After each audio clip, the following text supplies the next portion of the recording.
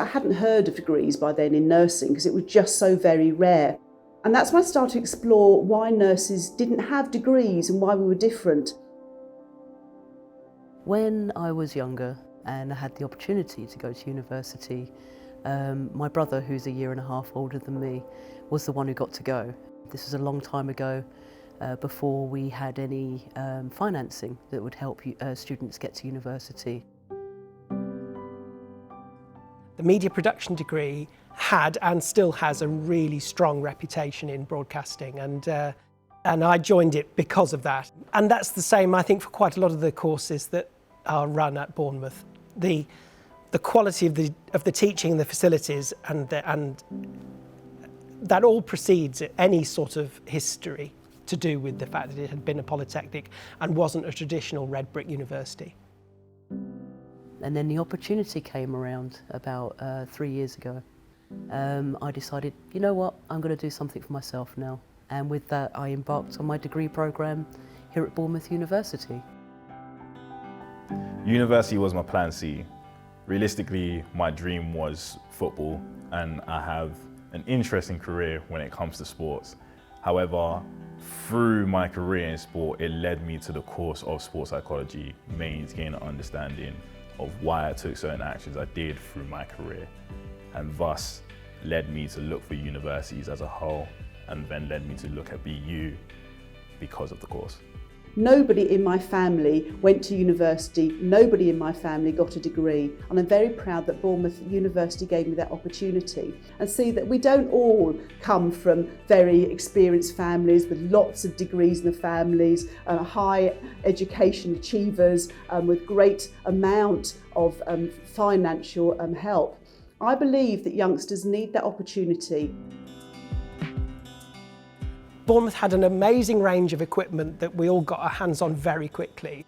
So for radio production, we had massive, heavy, reel-to-reel battery tape recorders, but they were the kit the BBC was using. Same with TV equipment. It was video equipment and cameras and lighting equipment that you found in the actual broadcasting at the time. So you were using industry standard lamps, and by the time I graduated, broadcast quality camera equipment from Sony. Lights like not dissimilar to the things we have hanging above my head here now.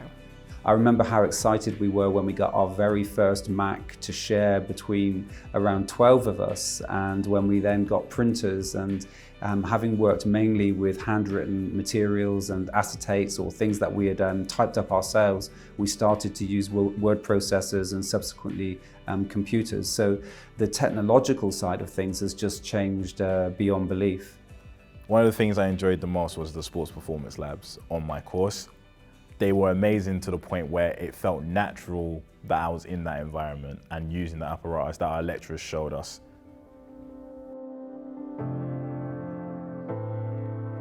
It's terrifying.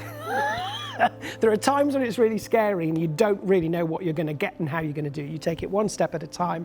What's your next thing? What's the best way of telling that story? It's like always seeking a thrill, isn't it? Because there's always the element of the programmes I direct are always live. When you're directing programmes on BBC World or the News Channel and there's a big story happening and you're trying to keep a programme going and tell the viewers what's happening, that is the biggest thrill in the world. And I think I always wanted that. I always wanted that. The psychology course itself gives you a really great edge. You basically, and other students ask you, what are you studying? And you're like, I'm studying psychology. And they look scared. Can you read my mind? No, we can't read your mind, but we can read people. If you know how to motivate people and what makes them tick, the world's your oyster. And Bournemouth has the capacity to give that to you.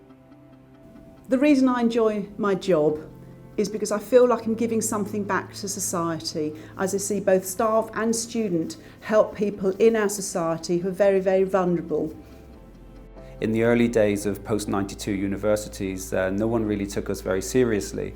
So it's absolutely fantastic to see where we've come during that time, and to know now that we are a really established and successful university, and one of the best universities in the UK and indeed the world. If I could sum up BU's community in one word, it will be inclusive. no matter what age, background, gender, where you're from, whatever it is, everyone is welcome.